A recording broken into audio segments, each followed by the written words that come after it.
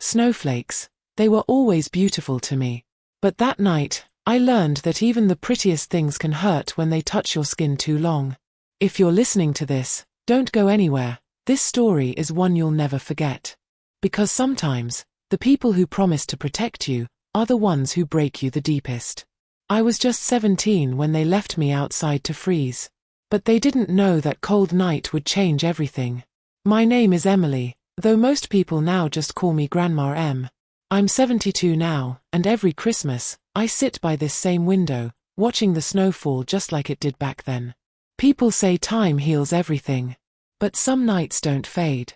They live inside you, waiting for the moment you remember. And before I go on, I'd love for you to become part of my little family here. If stories like these touch your heart, then please subscribe, like, and share this video.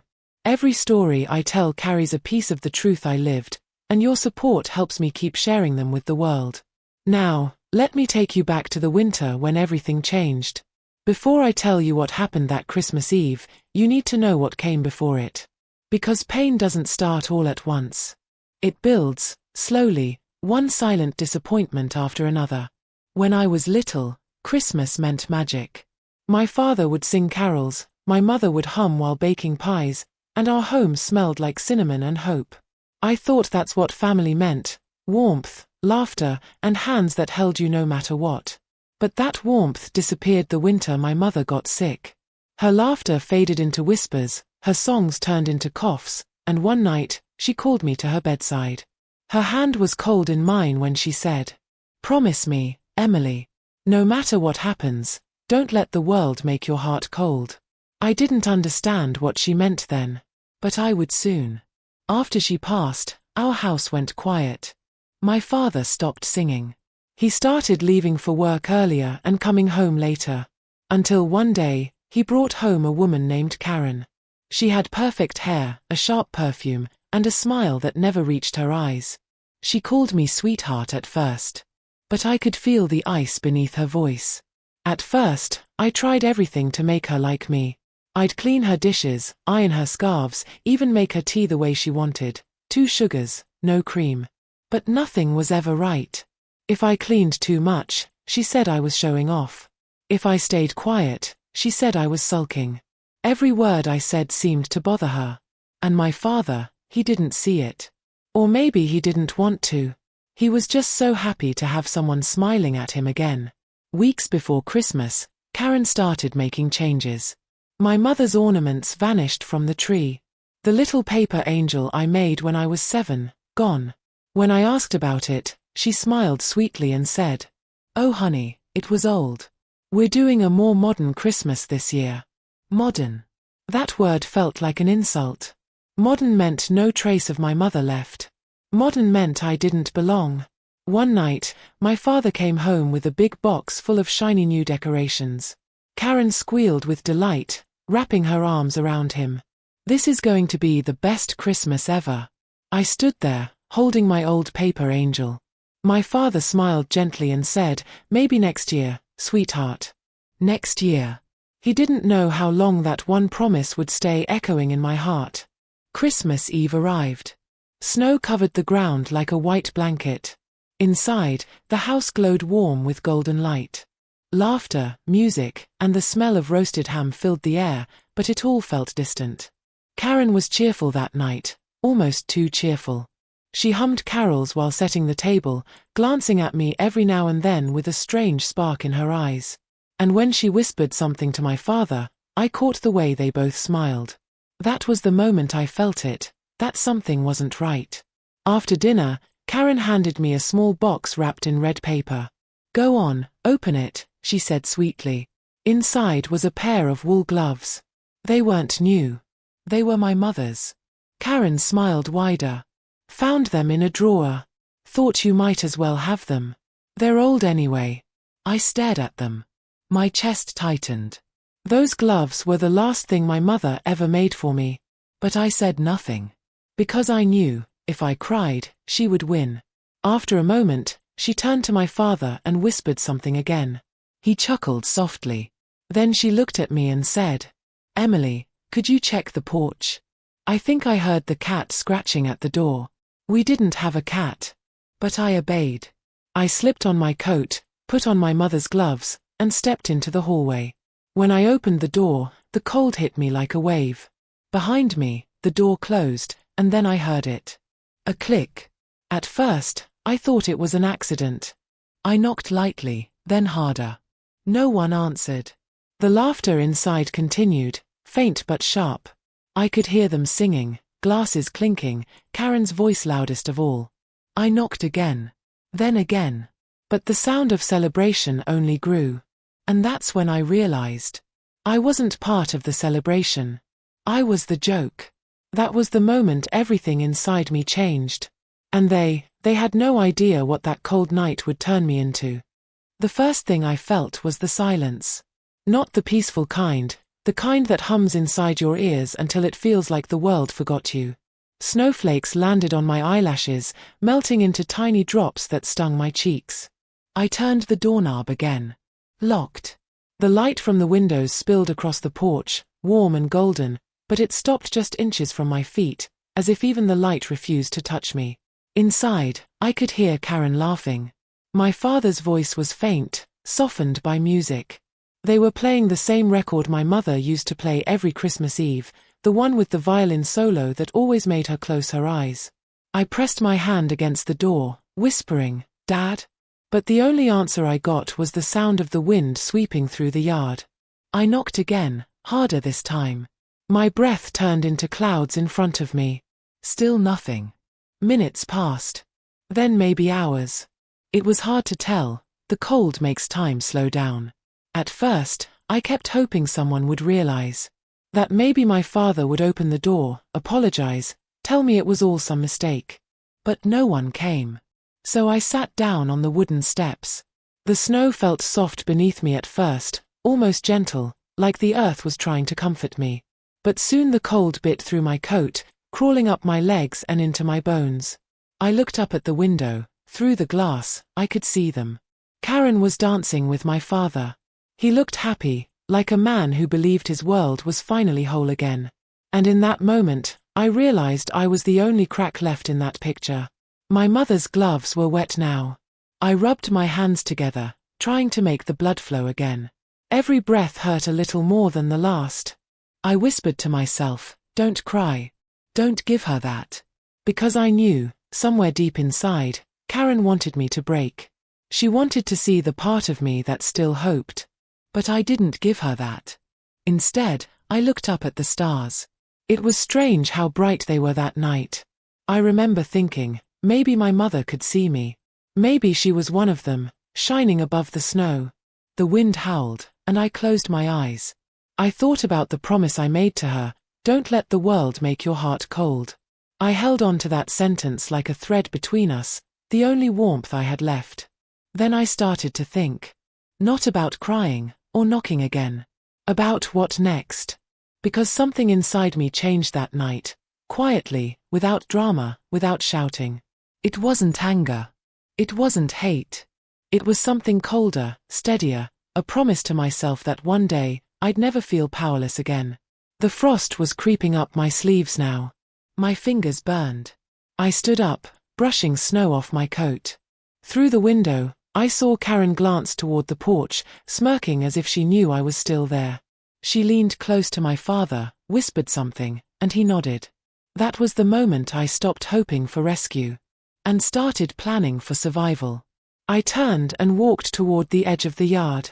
The moonlight made the snow sparkle like broken glass. Every step crunched beneath my boots, and with every step, I felt myself leaving something behind, the little girl who still believed people would always be kind. By the time I reached the gate, I couldn't feel my hands. The road was empty, just endless white stretching into the dark. But somehow, I didn't feel afraid anymore. Because the fear had already done its job, it had burned itself out. I found an old shed behind the barn. The door creaked when I pushed it open, and the smell of dust and hay filled my nose. It wasn't warm, but it was shelter. I sat down, wrapping my coat tighter around me, and whispered, "You can't take everything from me, Karen. You can't." I leaned my head back against the wall and listened. The house was still glowing in the distance, laughter spilling into the night like cruel music. But it felt far away now, like it belonged to a story I'd already finished reading.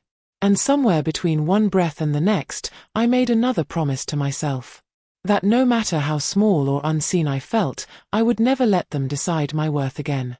I remember closing my eyes and thinking of my mother's hands, the way she used to cup my face when I was scared. I imagined her voice saying, "Hold on, my brave girl. The snow can't last forever." And maybe she was right. Because as the first light of dawn crept over the horizon, I was still alive. My fingers were stiff, my lips blue, but I was breathing. And that meant I still had something left, a chance. When I looked back at the house one last time, I didn't feel anger anymore. I felt clarity. Because sometimes, when people shut you out, they think they've buried you in the cold. But really, they've planted you. And they don't even know you're about to grow back stronger. That was the night I learned something no book could have taught me. Warmth means nothing if it comes from cruel hands. It has to come from within. And from that moment on, I wasn't just surviving the cold. I was learning how to use it. People always think storms arrive with thunder and lightning. But the worst ones, they start with silence. The kind of silence that sneaks into your life so gently, you don't even notice what it's taking from you. Before that cold Christmas, before Karen came into our home, everything was different. I remember mornings that smelled like pancakes and hot chocolate. I remember my mother's voice, soft, tired, but full of love. And my father's laughter, deep and warm, the kind that made me feel safe even when the world outside felt big and wild. We didn't have much, but we had each other. On Christmas Eve, my father and I would decorate the tree while my mother baked her famous sugar cookies. She'd always let me taste the dough, even when she said it was just a little too early. And when the first snow started to fall, my father would take my hand and we'd step outside together, just to greet the winter, as he called it. He'd always say, "Emily, every snowflake that lands on your hand is a wish waiting to come true." I used to believe him. Back then, I believed everything he said. But when my mother got sick, everything changed. The laughter faded first, replaced by quiet whispers behind closed doors. The smell of cookies turned into the smell of medicine. And instead of Christmas songs, I heard the ticking of the clock beside her bed. I was 13 when she left us. I remember the way my father held her hand until the last breath left her lips. He didn't cry in front of me, not once. He just stared at her wedding ring for a long time, as if he could still see her in the reflection. After the funeral, he packed away every trace of her. Her scarves. Her journals. Even her angel figurines that sat by the fireplace. He said he couldn't bear to see them anymore. And I didn't know what to say. I used to sneak into the attic at night and open the box where he'd stored her things. I'd take out her hairbrush and run it through my hair, pretending she was still there. Sometimes I'd whisper, "I'm okay, Mom," even though I wasn't. Then, one spring morning, my father came home smiling. He said he'd met someone at the office. Her name was Karen. He said she was kind, gentle, and good for him. But something inside me tightened the moment I saw her. She was beautiful, yes, but her eyes never rested. They scanned everything around her, like she was taking inventory. And when she looked at me, I felt small. At first, I told myself I was just being protective. That maybe she was nervous, or trying too hard. But I noticed the little things, the way her voice changed when my father entered the room. The way she laughed too loudly at his jokes. And the way her smile disappeared the moment he turned away. Still, I tried. I really did. Because my father looked happy for the first time in years. And if she could bring that smile back to him, then maybe I could live with the way she made me feel. But slowly, things began to shift. The first time was at dinner. Karen made a roast that was slightly burnt, and my father said kindly, "It's fine, we'll just eat around the edges." I smiled and said, "That's what Mom used to say too." Karen's eyes darkened, just for a second. But I caught it. Later that night, she came to my room. She stood at the doorway, her perfume strong and sharp. "You shouldn't bring up your mother so much," she said softly. "It makes your father sad." I nodded, unsure what to say. But when I looked up, I saw the corner of her mouth twitch, almost a smirk. That was the first seed she planted. Guilt. After that, she started making little comments. "Oh, Emily, your father's tired. Let him rest. Oh, I'll handle that. You should go to your room. Oh, honey, you wouldn't understand." Every sentence sounded polite, but every word chipped away at my place in that house. Within months, she'd rearranged everything. The kitchen. The living room. Even the photos on the walls. My mother's portrait, the one that hung above the fireplace, disappeared. When I asked where it went, Karen smiled sweetly. Oh, it was getting old. I put it away safely. But I knew that wasn't true. I found it later, face down, in the bottom drawer of the storage room. The glass was cracked. I wanted to tell my father, but every time I tried, Karen was there. Her hand on his arm, her voice soft and steady. "She's still adjusting," she'd say. And my father would just nod, tired and distracted. That's when I realized, she didn't just want to be his wife. She wanted to erase the woman who came before her. And maybe, erase the daughter who still reminded him of her. At night, I'd hear them laughing downstairs. Her laughter was always sharp, like breaking glass. And sometimes, I'd hear my father sigh, like he was trying to forget something. I started writing in my journal more. Writing things I couldn't say out loud. Because even though I was young, I could feel something dark building in that house. And one night, I caught a glimpse of what was coming. It was a week before Christmas. I came home from school early, and I heard Karen on the phone. She was in the kitchen, her voice low, almost whispering. "Yes, he believes me now," she said, a hint of pride in her tone. "He thinks the girl just needs time. Poor thing. Such a pity she's so fragile." She laughed softly. And my heart froze. Fragile. That's what she told him I was. That's how she'd made him see me, as a fragile reminder of a past he wanted to forget. I stood there in the hallway, too afraid to move. And in that moment, I knew, she wasn't just trying to replace my mother. She was trying to erase me too. I didn't cry that night. I just sat by my window, staring out at the falling snow. And I whispered the same thing my mother once told me. Don't let the world make your heart cold. But the world was getting colder by the day. And deep down, I could already feel the storm coming. Because I thought she only wanted my father's love. But she wanted my silence too. That Christmas arrived colder than any I can remember. The kind of cold that seeps through walls, through sweaters, through skin, and settles inside your heart. Karen had taken over every part of our home by then. The tree, the lights, even the way we opened presents, everything had to be her way. And my father, the man who once danced with me under falling snow, barely looked at me anymore. He looked through me. I tried to hold on to the hope that maybe things would get better. Maybe it was just time. Maybe grief had changed him more than I understood. But the truth is, I was already being replaced, one quiet moment at a time. It started with little things. My seat at the dinner table was moved. My stocking, the one my mother had stitched my name on, disappeared from the fireplace. And when I asked about it, Karen just smiled. "Oh, it didn't match the new theme," she said. I didn't say anything. But I felt something inside me break. 2 nights before Christmas, I stayed up late wrapping a small gift for my father. A photo frame, the last picture we took with Mom before she got sick. I found the photo in an old album and spent hours cleaning the edges, trying to make it look new again. I thought, maybe it would remind him. Remind him of what we had before everything changed. I placed the wrapped gift under the tree and went to bed. But when I came down in the morning, it was gone. Karen was in the kitchen, humming softly as she stirred her coffee. I asked her if she'd seen it. She looked up, smiled that same cold smile, and said, "Oh sweetheart, I thought it was garbage. I threw it out." My chest went numb. She said it so calmly, like it meant nothing. Like I meant nothing. That night, I cried quietly into my pillow. Because I realized that woman didn't just dislike me, she wanted to destroy every piece of me that reminded my father of my mother.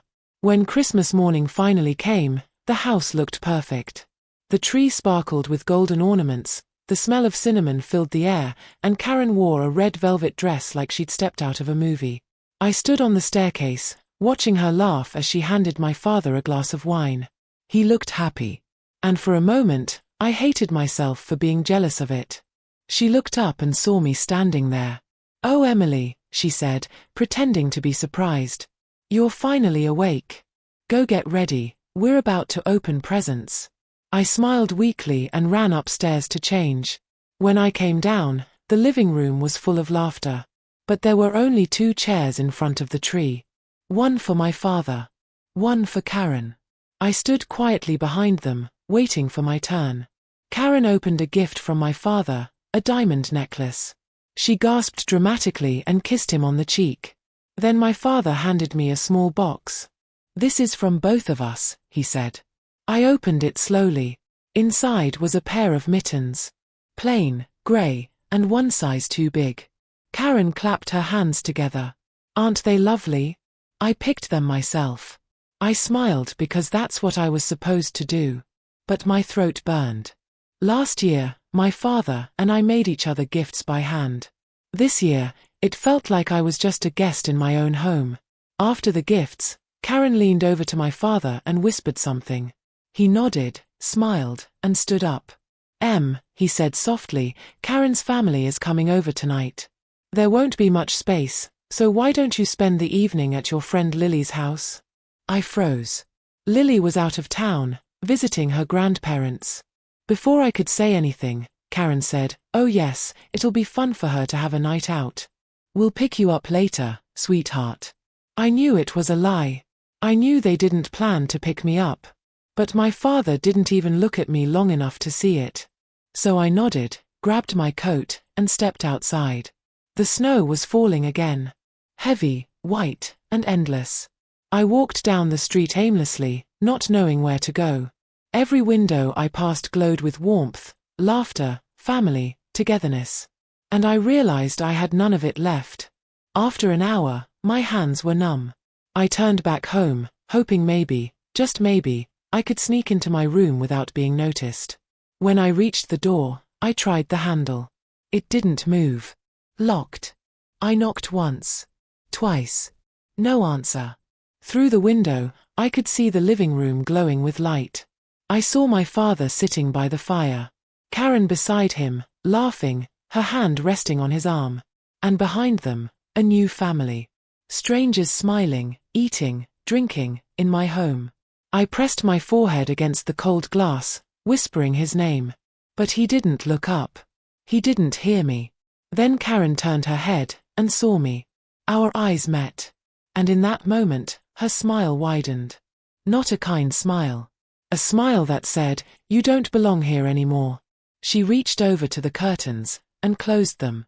The laughter continued inside, muffled by the glass. And I stood there in the snow, trembling, my breath turning white in the night air. That was the night I learned what real loneliness feels like. Not the kind you feel when you're alone, but the kind you feel when someone makes you disappear. I sat on the porch until my fingers went blue. Until the laughter inside turned into faint music. Until even the snow stopped falling. When I finally stood up, I looked at the house one last time. And I whispered, "Merry Christmas, Dad." Then I walked down the empty street, the world silent except for the sound of my footsteps. That was the night everything changed. The night I stopped being a daughter, and became a ghost in my own story. I didn't go far that night. Just a few streets down, where the streetlights flickered weakly and the snow fell heavier than before.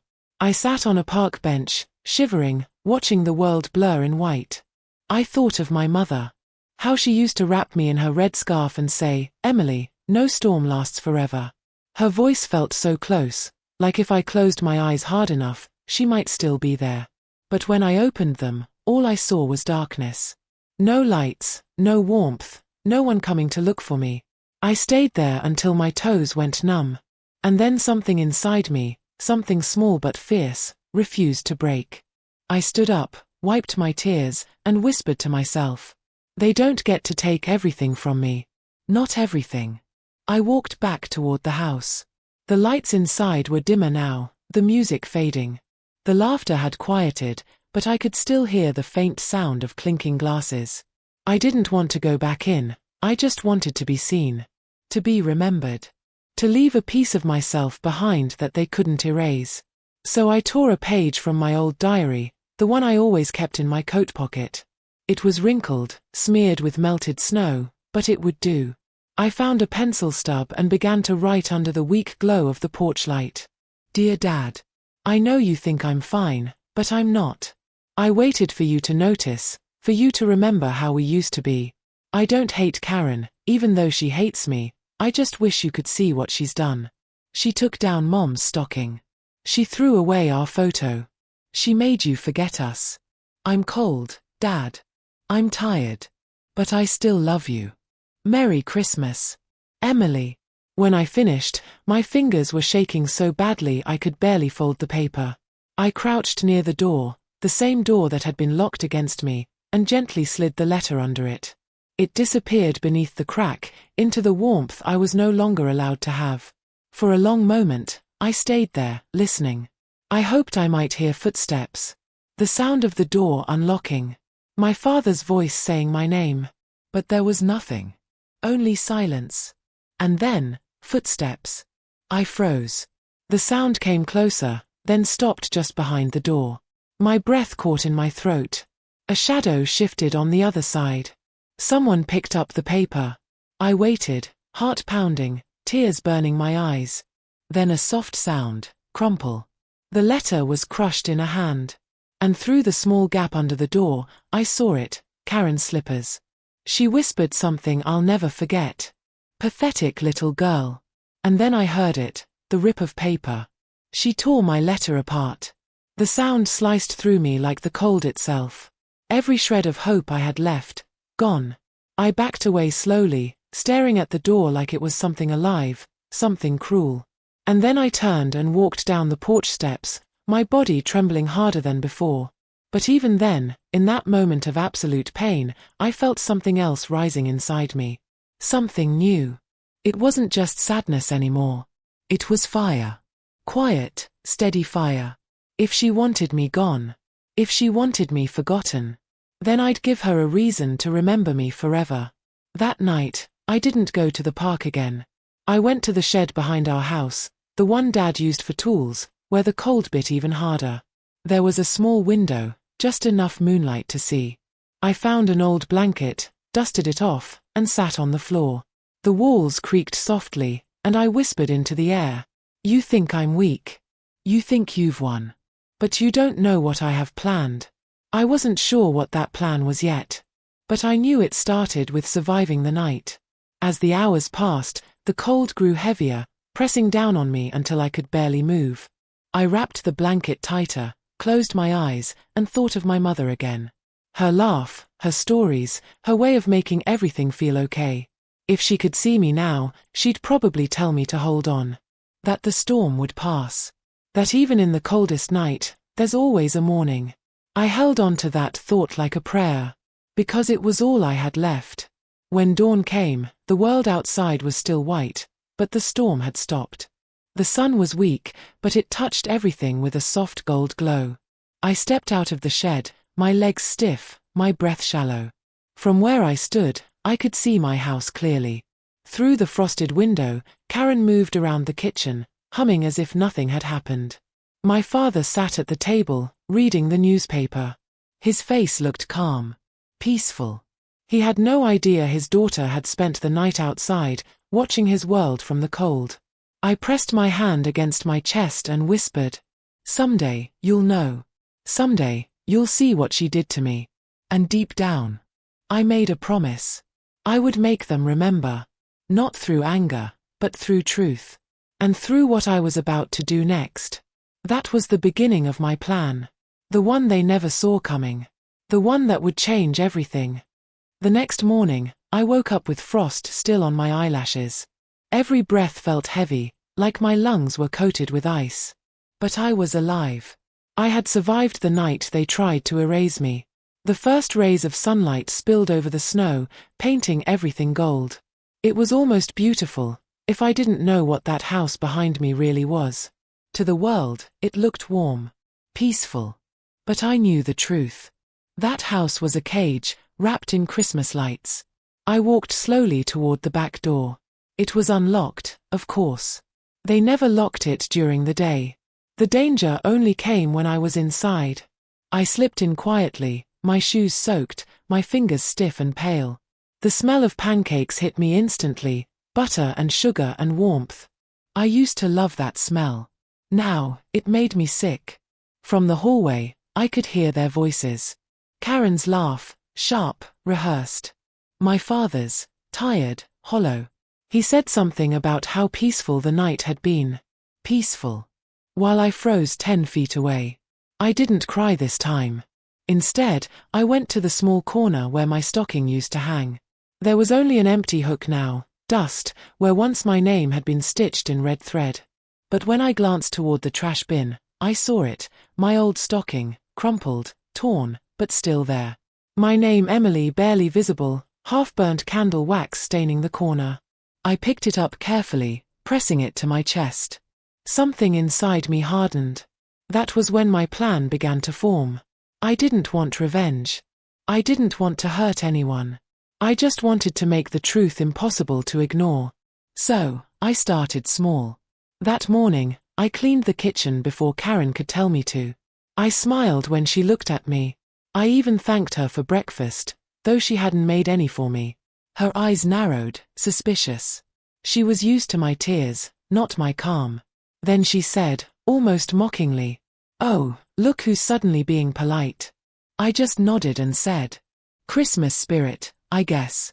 She laughed, that hollow laugh again. But she didn't see what I slipped into the drawer beneath the counter.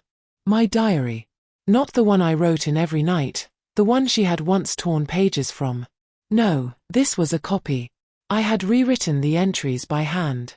Dates, words, details, everything she said, everything she did. All of it written like quiet evidence waiting for the right eyes. And at the top of the first page, I wrote just one line.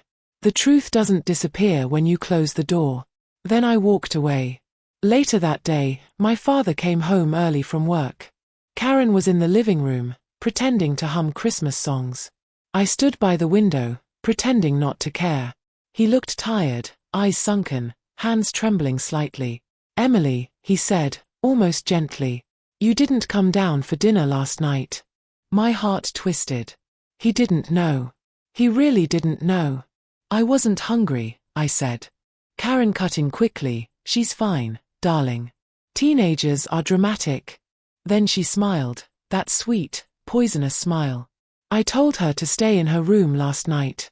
She needed time to think." He nodded slowly, like he wanted to believe her. Like he always did. But I noticed something different this time. His eyes flicked to me for a moment longer than usual, searching, maybe. Something in him was starting to see the cracks. That night, I stayed awake in my room, staring at the ceiling. The wind howled softly against the windows, but I wasn't afraid anymore. I whispered to myself, "They think I'm small. Invisible. But silence can be louder than screams." I began writing again, carefully, deliberately. Not just my pain, but every word I wanted to be remembered. By morning, I had finished my next step. A letter. Not for them, for someone else. My Aunt Margaret lived 2 towns over.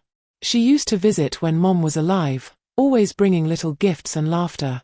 But after Karen came, those visits stopped. Karen said Margaret was too meddlesome. I now understood why. So, I wrote to her. "Dear Aunt Margaret, if you're reading this, I want you to know I'm okay.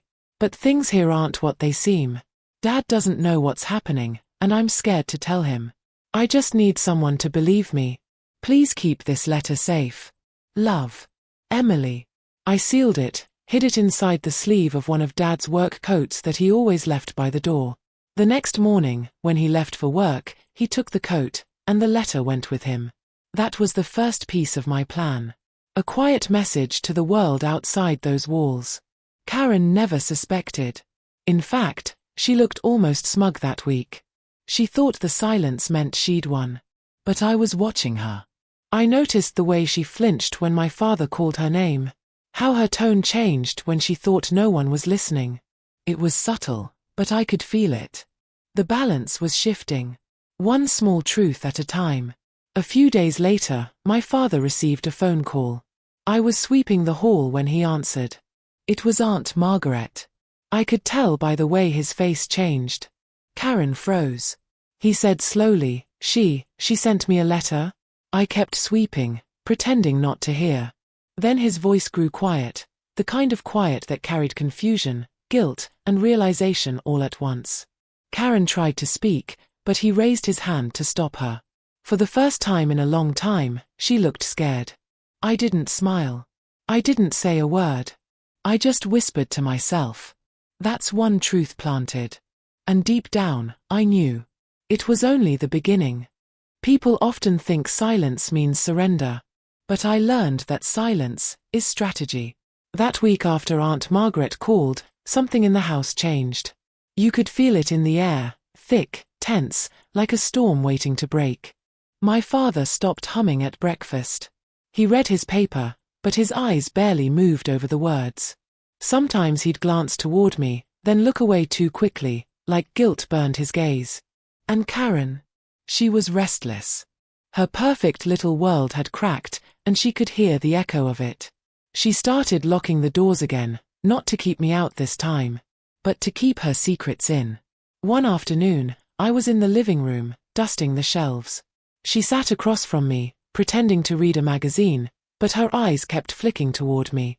Then she said softly, You think you're clever, don't you? I froze, pretending not to understand. She set the magazine down slowly. I know you wrote to that woman. Your aunt. Her voice was sweet, sharp, and poisonous all at once. I swallowed, meeting her eyes for the first time in days. I don't know what you mean, I whispered. She smiled. Oh, I think you do. You've been quiet lately. Too quiet. I can feel it, that little brain of yours working behind those sad eyes. I didn't answer. And that silence, it made her angry.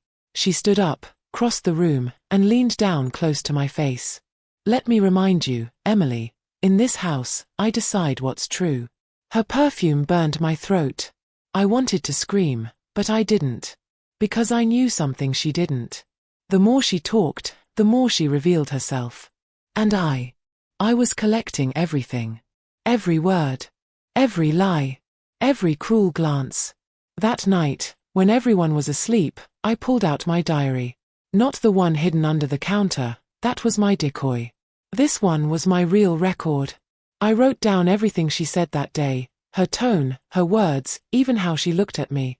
I wrote it all like evidence. I didn't know yet what I would do with it. I just knew that one day, I'd need the truth written down, somewhere she couldn't twist it. And while my pen moved, I could hear her voice in my head. I decide what's true. No, I thought. Not anymore. In the days that followed, I started paying attention differently. Not as a scared girl, but as a witness. I noticed how Karen lied even when she didn't have to. How she told my father she'd spent the afternoon cleaning, when I knew she'd been on the phone gossiping about neighbors. How she changed her tone when he walked in, soft, sweet, like honey over venom. So I started writing small notes. Little reminders, like threads in a web. She hides the wine bottles behind the flour tin. She says I'm lying when I quote her back. She told father I broke the vase, but it was her hand that slipped. Each line was a truth. Each truth was a seed. And soon, I realized, silence wasn't my weakness. It was my shield. Then something unexpected happened. Karen began to talk more. To overtalk. The quieter I became, the more desperate she grew to fill the silence. It was like she couldn't stand not knowing what I was thinking. One night, while I washed the dishes, she hovered near the doorway. You know, she said, you really don't belong here anymore. When you turn 18, maybe you should think about moving out. Her tone was casual, but her eyes were full of calculation. I didn't look up. I'll think about it, I said.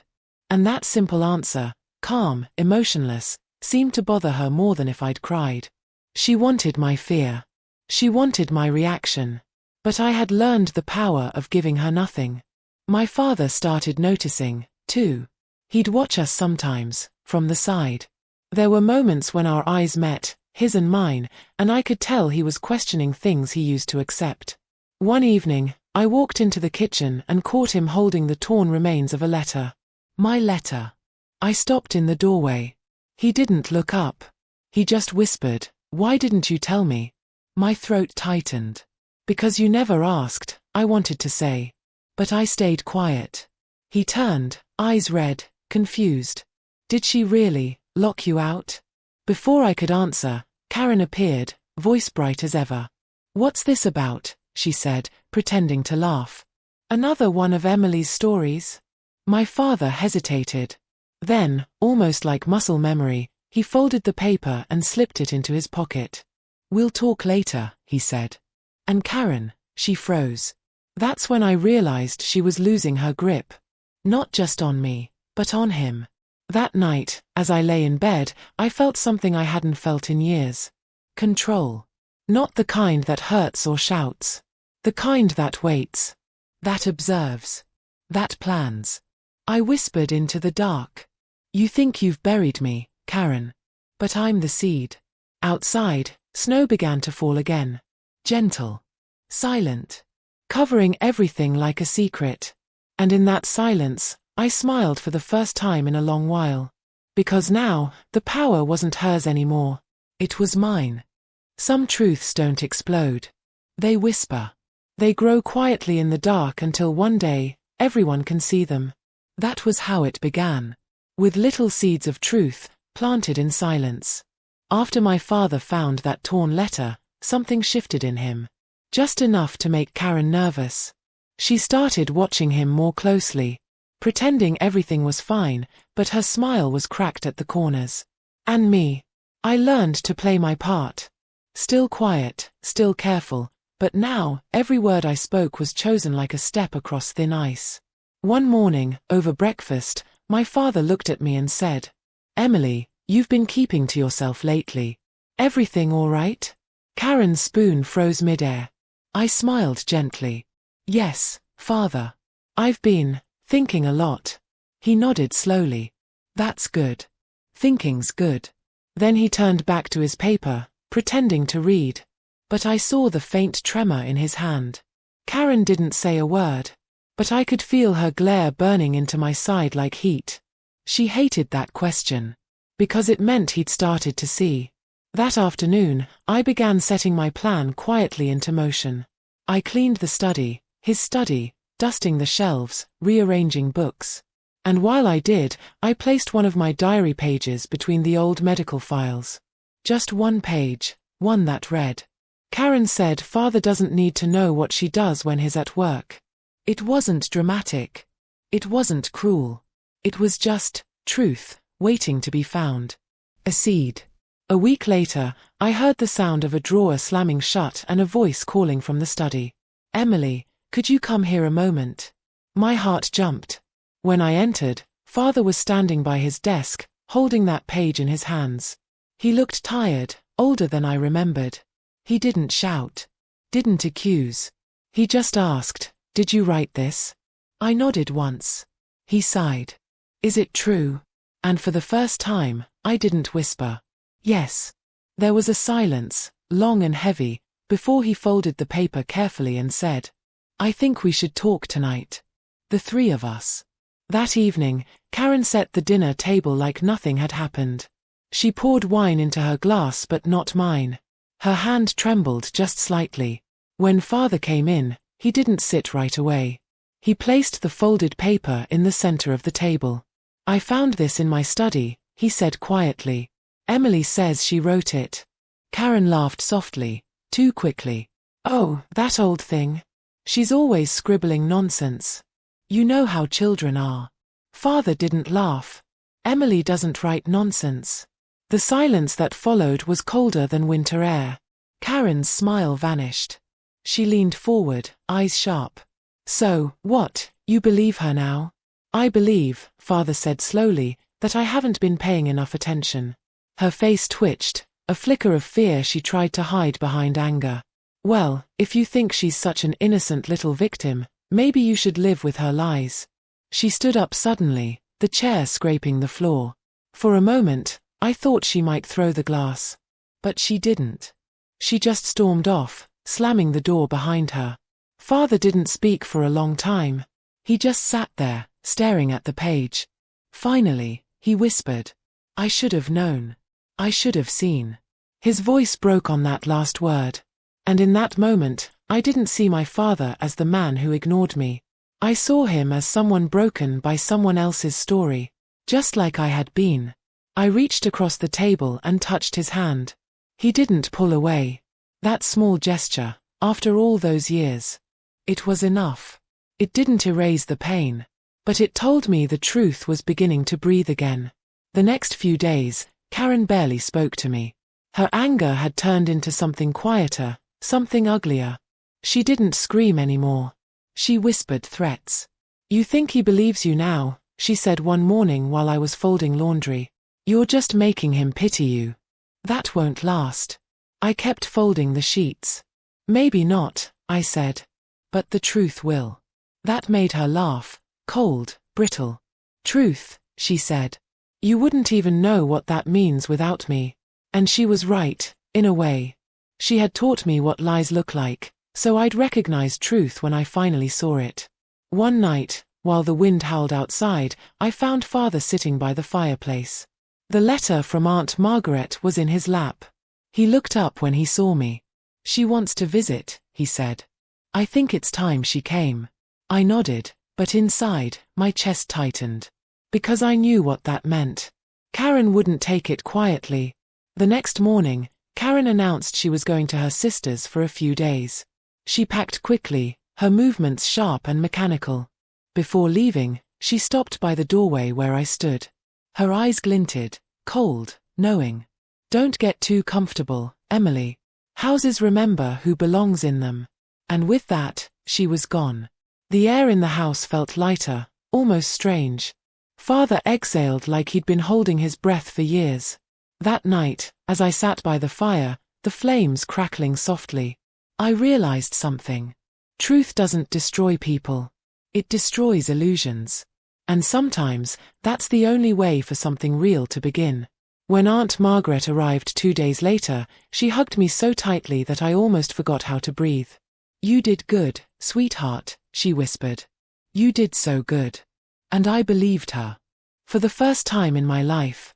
I believed someone meant those words. But I also knew this wasn't the end. Karen was gone, but not finished. And in houses like ours, ghosts don't always wait for permission to return. The house was finally quiet. Too quiet. For a week, I woke up to sunlight instead of shouting. The air smelled like cinnamon again. Aunt Margaret had baked pies every morning just to fill the rooms with warmth. Father was lighter too. He smiled more, spoke softly, and sometimes hummed songs he used to sing when I was little. For the first time, our home felt like what I always imagined Christmas should be, peace wrapped in gentle laughter. But peace doesn't last long in houses that remember pain. Because peace makes the ghosts restless. It was a Thursday evening when the past knocked on our door. Literally. A sharp knock, 3 times, echoing through the quiet hallway. Father was upstairs reading. Aunt Margaret was in the kitchen washing dishes.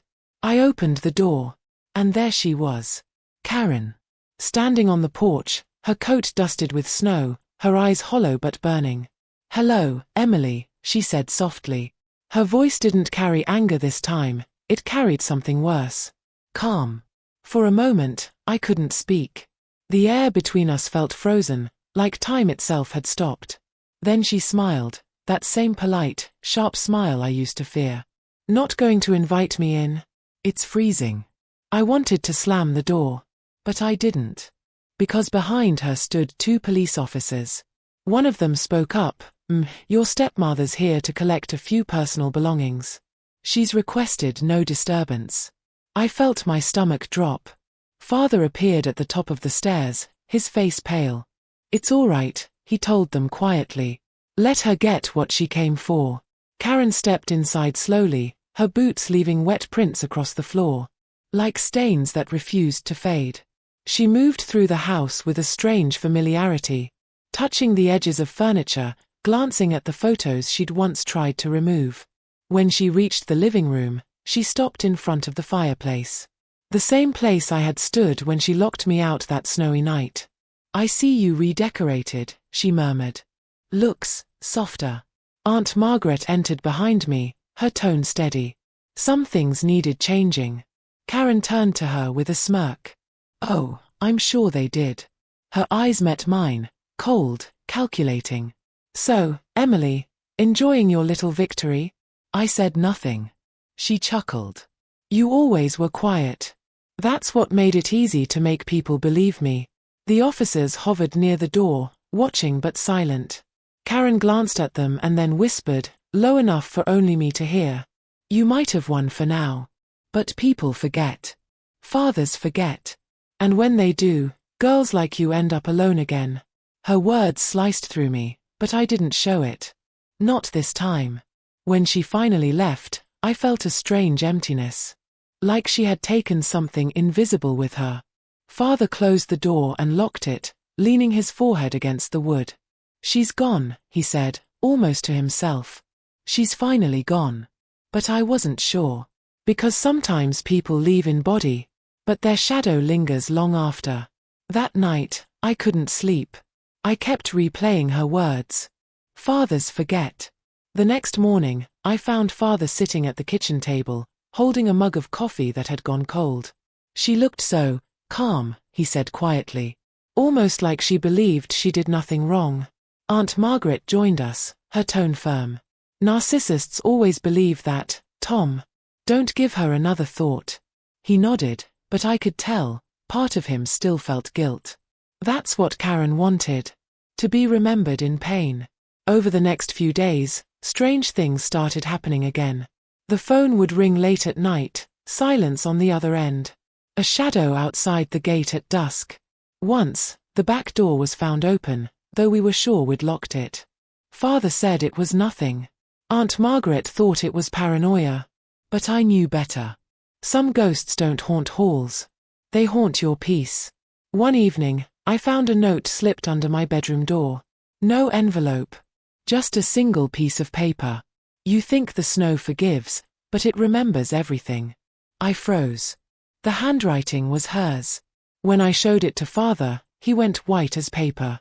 "We'll call the police," he said. "This ends now." But deep down, I knew, Karen wasn't trying to scare us into calling anyone. She wanted to remind me of the night she left me out there in the snow. The night she tried to erase me. And I realized something chilling. She wasn't done yet. That Sunday, Father had to travel for work for 2 days. He didn't want to leave, but the company needed him. Aunt Margaret stayed with me, but she was exhausted from taking care of everything. By the second night, she went to bed early. And that's when I heard it. A creak. Downstairs. Then another. I sat up in bed, my heart pounding. I tiptoed toward the staircase, gripping the wooden railing so tightly my knuckles turned white. The lights were off. Only the faint orange glow from the fireplace flickered against the walls. Then, a sound. A door closing softly. I reached the bottom step, breath held. "Hello?" I whispered. No answer. I turned toward the kitchen, and froze. On the table, beside the fruit bowl, was a single item. A snow globe.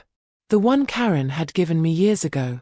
The one she'd smashed in front of me when I was 10. But now, it was perfectly whole again. My hands trembled as I picked it up. Inside, the tiny house sparkled under a swirl of falling snow. And underneath, etched in faint gold letters, were the words, "Merry Christmas, Emily." I dropped it. It shattered against the floor. Aunt Margaret came running, startled. "What happened?" I pointed to the shards, my voice shaking. "She's been here." That night, we didn't sleep. We locked every window, every door. And still, when morning came, there were footprints in the snow leading up to the porch. But none going back. I still remember the morning after those footprints appeared. The snow had fallen thicker than before, white and endless, swallowing the world outside. It was the same kind of silence I'd felt that night years ago, the night they left me out there to freeze. Only this time, I wasn't 17. I wasn't scared. I was waiting. Aunt Margaret wanted to call the police again, but something in me said no. I didn't want anyone else to end it for me. This story began in the snow. It needed to end there too. That evening, when Father returned, I didn't tell him what had happened. He looked tired, fragile, and full of guilt he didn't deserve to carry anymore. Instead, I told him I was going for a walk. He smiled faintly, not knowing where my steps would lead. I pulled on my coat, wrapped a scarf around my neck, and opened the door. The wind hit me instantly, sharp, biting, familiar. Like the memory of an old scar reopening. I followed the footprints that had remained frozen from the night before. They curved around the back of the property, past the line of birch trees, and down to the field that used to be our Christmas yard. Where my father once strung lights. Where Karen once smiled for photos that meant nothing. The snow crunched under my boots. The sky above was grey, heavy with storm. And then, through the blur of white, I saw her. Standing at the edge of the frozen pond. Karen. Her coat fluttered in the wind, her hair disheveled. Her face pale but still carrying that faint, poisonous pride. "So," she said when she saw me. "You came." I didn't answer. I just stood there, watching her like one studies a ghost. Carefully, quietly, without emotion. She took a slow step toward me. "I knew you'd come. You always do what's right, don't you?" Her voice dripped with mockery. I tilted my head slightly. "What are you doing here, Karen?" She smiled faintly. "I came to collect what's mine." I frowned. "What could you possibly think belongs to you?" Her eyes darkened. "Your father's forgiveness. My home. My life. You took it all." I shook my head. "I didn't take anything.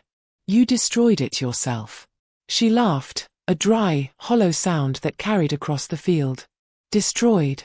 No, sweetheart. I built it. I built everything.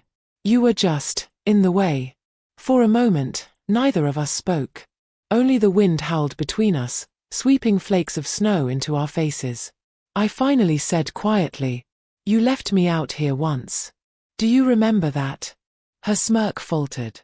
"You locked me out in the freezing cold," I continued. "You laughed while I begged to come in. You told me I didn't deserve warmth." Karen crossed her arms, scoffing. "You survived, didn't you? You should be thanking me. You learned to be strong." I took a slow step forward. Strength doesn't come from cruelty. It comes from surviving it. Something flickered in her eyes, maybe fear, maybe shame. But it was gone as quickly as it appeared. She looked around the snow-covered field. Then whispered, almost to herself, "It's funny. This place still remembers me." "No," I said softly. "This place remembers what you did." She turned sharply. "Don't talk to me like I'm some monster." "You were one," I said. "And maybe, you still are." Karen took a step closer until her face was inches from mine. "You think you've won, Emily? That your precious little diary ruined me? You think anyone cares now?"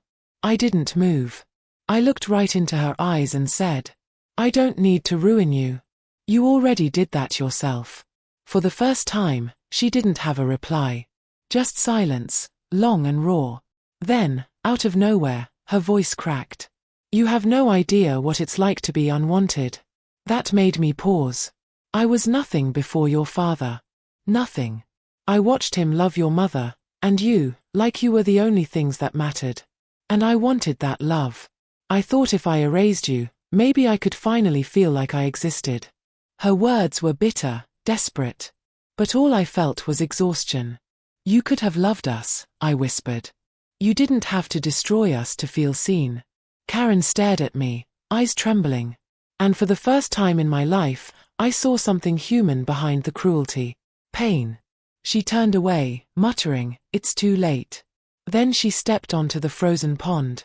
"Karen, don't," I warned. But she kept walking. The ice groaned beneath her boots. She looked back once, her face pale against the wind. I just wanted one more Christmas. And then, the ice cracked. A single, sharp sound. Then another. "Karen!" I screamed, running forward. But before I reached her, the ice gave way completely. She vanished beneath the surface, swallowed by the same cold she once condemned me to. I fell to my knees at the edge of the pond, watching the water ripple. Then still. For a long time, I just knelt there, breath shaking, tears freezing against my cheeks. And when I finally stood, the snow had already begun to cover the hole where she disappeared, burying the past under white silence. That night, I told Father everything. Every lie, every bruise, every word. He cried harder than I'd ever seen. And in that moment, I realized the snow didn't only bury her. It buried the years of pain she left behind. Back in the present, Grandma Emily's voice softens. She gazes out her window as snow drifts gently down, covering her garden in white. I never hated her, she whispers. I just finally stopped carrying her. The morning after that night felt still. The kind of silence that sits heavy on your chest. Snow covered everything, the fields, the trees, even the pond where she'd vanished. It was as if the world had decided to erase her quietly, without ceremony. I stood at the window, holding a cup of tea that had long gone cold, watching the light shift over the snow. Part of me expected to see her shadow there, moving between the birches like a ghost that couldn't leave. But there was nothing. Just peace. When Father entered the room, I turned to face him. His eyes were red, tired. He didn't speak for a long time. And then he said, softly, "They found her." I nodded, though my throat was dry. He sat down at the edge of the couch, his hands trembling. "She didn't deserve that," he said. "No one does." I wanted to agree. But the words wouldn't come out. Instead, I asked quietly, "Do you believe me now?" He looked up at me, his face breaking like the first crack of melting ice. "Yes, Emily. I believe everything." It should have felt like relief, but it didn't. Because the truth didn't fix what had been broken. It just exposed it. He took a deep breath, voice shaking. "I failed you. I saw what she was, but I didn't want to see it. I thought keeping peace meant keeping quiet." I swallowed hard. That silence hurt more than her words ever did. He nodded slowly, tears forming. "I know. And I'll live with that." Then he reached into his coat pocket and pulled out a small box. When he opened it, I gasped. Inside was the silver bracelet, the one that had been taken from me years ago. My mother's bracelet. "I found it," he said. She'd kept it all this time. He placed it in my hand. For a moment, I couldn't move. The metal was cold against my skin, but it didn't feel cruel anymore. It felt returned. We sat there for a long while, saying nothing. The only sound was the faint ticking of the clock on the wall. Then I looked at him and said something I hadn't said in years. "I forgive you." His breath hitched. "Emily." "I'm not forgiving what happened," I interrupted softly. "I'm forgiving the silence. I'm forgiving the man who was too lost to save me then. Because he's the man who's trying to see me now." He closed his eyes, tears slipping down his cheeks. And for the first time since I was a child, he reached for my hand, not as a parent who had failed, but as a father who finally understood. Later that evening, we went through the house together. Room by room. We boxed up what was left of Karen's things, her scarves, her books, the perfume that still clung to the curtains. We didn't speak much. We didn't need to. When we reached the attic, I found my old diary, the one that had held my secrets, my pain, my survival. Father picked it up carefully. "May I?" he asked. I nodded. He flipped through the pages, reading quietly. Every word I'd written, every cry for help that went unheard. And when he closed it, he whispered, "You were brave long before I knew how to be." That night, I lit a single candle and set it by the window. I didn't pray. I didn't cry. I just watched the flame flicker against the snow outside. A small light against all that cold. It was strange, really. The same snow that once took everything from me, now looked soft, gentle, forgiving. And I realized, it wasn't the world that had changed. It was me. A few days later, I decided to leave home. Not out of anger, but because staying meant living inside walls that remembered too much pain. Father tried to convince me to stay, but when he saw the calm in my eyes, he understood. "I'll be all right," I told him. "You taught me how to survive silence. Now I'll learn how to live beyond it." He smiled faintly, the kind of smile that comes from both love and loss. Then he hugged me. And in that embrace, I felt something I'd missed for so many years. Safety. I left that house with one suitcase, my diary, and the bracelet on my wrist. As I walked down the road, the snow began to fall again, slow, quiet, almost kind. Each flake that touched my skin felt like a promise. That pain could end. That memories could soften. That even cold could carry peace. And as I looked back one last time, I whispered to the wind, "I'm free now." The grandmother's voice fades gently into the present. She looks out her own window, the snow glimmering beneath the moonlight. Her hands, old and trembling, still wear that same silver bracelet. And with a soft breath, she says, "That Christmas didn't destroy me. It made me. It taught me the final lesson. That surviving cruelty doesn't make you bitter. It makes you real." The years slipped by quietly, like pages turning in a book no one rushes to finish. The house I built sat on a hill far away from the town where it all began. A small cottage with ivy climbing up its walls, a wooden fence leaning just a little too much to the left, and a garden that bloomed even when winter tried to take it. I'd learned to love the sound of silence there, not the kind that suffocates, but the kind that listens. Sometimes, when I sat by the fire, I'd trace my fingers over the silver bracelet on my wrist. The edges had dulled over time, but it still gleamed in the right light. A reminder of everything I'd endured, and everything I refused to become. People in the village called me Grandma Emily. They came by for stories, for tea, for the warmth they said I carried. And every time a child sat across from me, eyes wide, waiting to hear something magical, I never told them about monsters or ghosts. I told them about people. Because I'd learned the truth. Real monsters never hide under beds. They sit across the dinner table. And sometimes, they smile. One winter evening, the snow began to fall again. The same way it did all those years ago. Soft. Slow. Relentless.